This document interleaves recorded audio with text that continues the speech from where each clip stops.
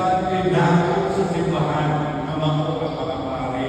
Kaya bago pa sa fiesta sa Divine Mercy, luhara ang iyong ipangayo. Una, kumpisal, ikaduha, kalawat sa panahon sa Divine Mercy. Kung imo ning mahimo ang duha, kung sa yasaran, ni siya. Papasok ko ang ilang mga sala, o papasok ko ang mga silo sa ilang sala. Wow! Wow!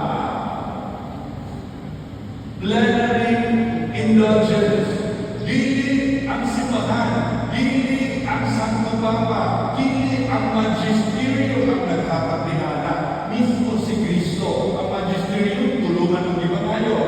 Kumpisal, kalawat, o pag-ampo, anak sa intention sa Santo Papa. Pero sa Divine Mercy, dili. Kumpisal, kalawat, kabuhagay ang grasya.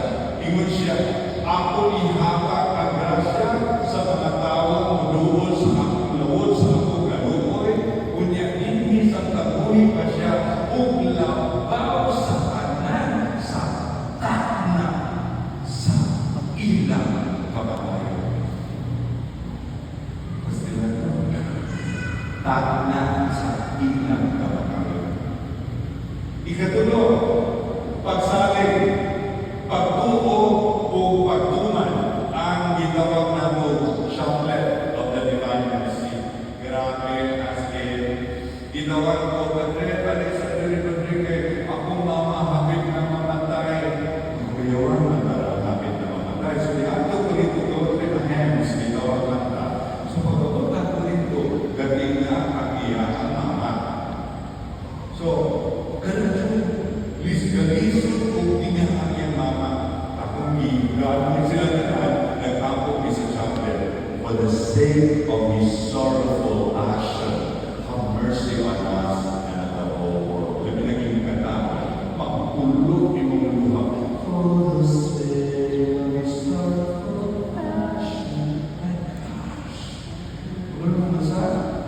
Samtang siya naglisod sa katapusan niyang ginawa. For the sake of His sorrowful action, wala pa mahuman ang ikaduhang dekada sa chaplet. Wala pa mahuman. Patay.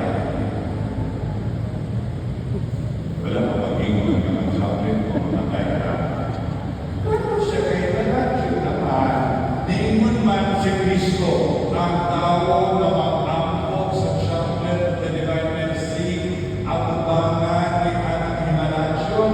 Niingon si Kristo, ako magpapataliwala sa Himalasyon o sa akong pamahan. I'm gonna tell you, for the sake of His sorrowful passion, gikan sa kalisod sa iyang pagtinga, hangtod sa katapusang ginhawa, inanay ug hinay ang iyang ginhawa, ug namatay siya peacefully. Ingon nila nagkagamahanan ang chaplet of the Divine Mercy. Matod pa, ang chaplet of the Divine Mercy, mao ang second highest, second most powerful prayer after the Mass.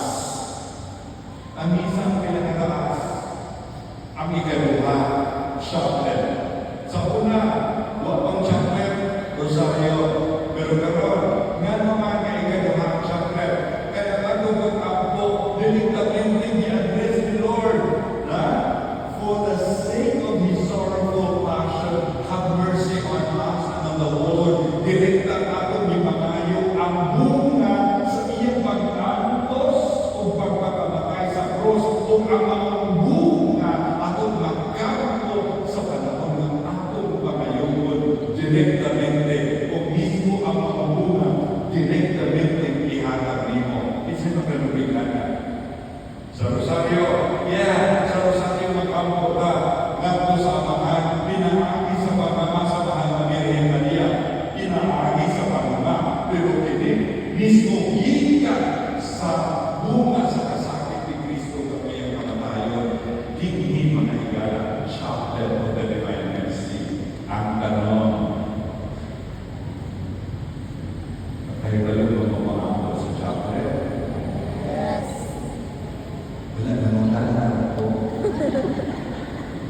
Kaggatong wapa kahimalo, ko'y maluoy mo. Ha? Karoon kami pagtuon naa sa YouTube. Paano na niya? Inikmatan mo sa buntag kaadlaw, nag-uulog ka, nag-away mo sa iyong pana, nag-away mo sa iyong silingan, naagay hinubulan, naagay tao mo, ay hindi mo, naagay tao mo, at ay hindi niya, ay simple na. For the sake of His salvation, have mercy on us and on the whole world. So, tingnan ko, hindi ka matalo niya. Tingnan ko. Last. Ako may isa na rin, kulang ko kami sa kumaman. Ay kong magaling kumita. Inanin. Hour of mercy. Alas 3. Ako ang oras magkabuto sa kinahangpan ni Kristo. Ang oras sa iyong kamatayon. Ako ba niya? Iitaknaan. Mag-agli ang langit. Manako ang grasya. O ihatag ang grasya sa mga tao na muluyog kaniya bisan sa ambo lamang na panahon. Ang grasya na dili ikaw mo'y magbuot.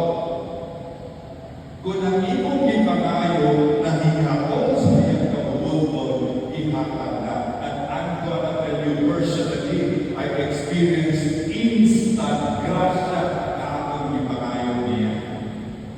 Alam mo, tinulalain from my heart because I love the divine mercy.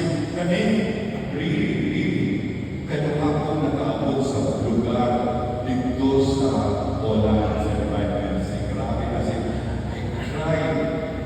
Sabi ko, Lord, thank you. Thank you for giving me this opportunity na nakaabot ko ang lugar. Because I want to tell the world, si Sister Faustina Ningon, ingnan niya, lakaw sa kalibutan, I'm sending you to the world. Proclaim the divine mercy. Proclaim my mercy. Because my mercy is a sign of the end times. Before I come back to the world as a judge, I am coming back first as a maluluypon nga Diyos. And it is here, just right here, the divine mercy, the time, the end times is in our hands. Alam mo ba yung end of the world? Nag-inom ko end times. Ganinong time? It is our time. It is your time. Anytime, anywhere, anyhow. When it is an end, there's only one door to pass through, and we call that just no kaluoy. Kung sa tayo na ginala, ibig nila, tuman o sali. Kung nakakaanin, kutuman ka sa mga devotion sa Divine Mercy, chapel, fiesta, novena, and